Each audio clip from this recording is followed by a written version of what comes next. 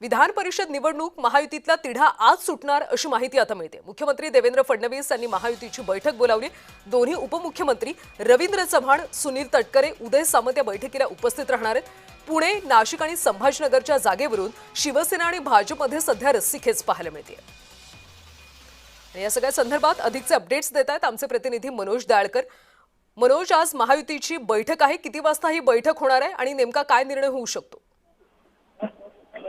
बरोबर कल्याणी, आपण बघतो स्थानिक स्वराज्य संस्थेच्या विधान परिषदेच्या निवडणुकीसाठी आपण बघतो बैठकांवरती बैठका होत आहेत, पण काही जागांवरचा तिढा हा या ठिकाणी सुटत नाही। त्यामुळे फॉर्म्युला देखील या ठिकाणी आपण बघितलं तर समोर येत नाहीये। पण या ठिकाणी आपण बघतो विधान परिषद निवडणुकीचा महायुतीतील तिढा आज सुटण्याची शक्यता आहे, कारण की मुख्यमंत्री देवेंद्र फडणवीस यांनी वर्षानिवर्षांनी बैठक ही महायुतीची बोलवलेली आहे आणि आपण बघतो सायंकाळी या बैठकीला सुरुवात होणार आहे। या बैठकीला उपमुख्यमंत्री एकनाथ शिंदे, उपमुख्यमंत्री सुनेत्रा पवार, तसेच भाजप प्रदेशाध्यक्ष रवींद्र चव्हाण, तसेच सुनील तटकरे या ठिकाणी उपस्थित राहणार आहेत आणि उदय सामंत देखील या बैठकीला उपस्थित राहणार आहेत। आणि या बैठकीवरून पुण्यावरून भाजप, राष्ट्रवादी, तर नाशिकमध्ये संभाजीनगर व शिवसेना आणि भाजपमध्ये रस्सीखेच या ठिकाणी सुरू आहे। आणि आपण बघतो या ठिकाणचा तिढा सुटवण्यासाठी ही बैठक महत्वाची बोलवलेली आहे। त्यामुळे या बैठकीमध्ये तिढा सुटतो का आणि कोणाच्या जागेवरती कोणाकोणाला जागा मिळते हे देखील पाहणं महत्त्वाचं ठरणार आहे।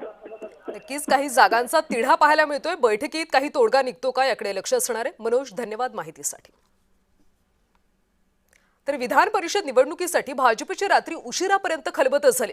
वर्षा निवासस्थानी मुख्यमंत्री देवेंद्र फडणवीस, भाजपचे प्रदेशाध्यक्ष रवींद्र चव्हाण आणि मंत्री चंद्रशेखर बावनकुळे यांच्यामध्ये चर्चा झाली।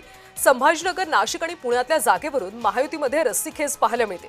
एकनाथ शिंदेंसोबत झालेल्या चर्चेचा तपशील चव्हाण आणि बावनकुळेंकडून मुख्यमंत्र्यांना देण्यात आला। विधान परिषदेच्या 3 जागांवर तिढा सोडवण्यासाठी महायुतीमध्ये प्रयत्न सुरू आहेत।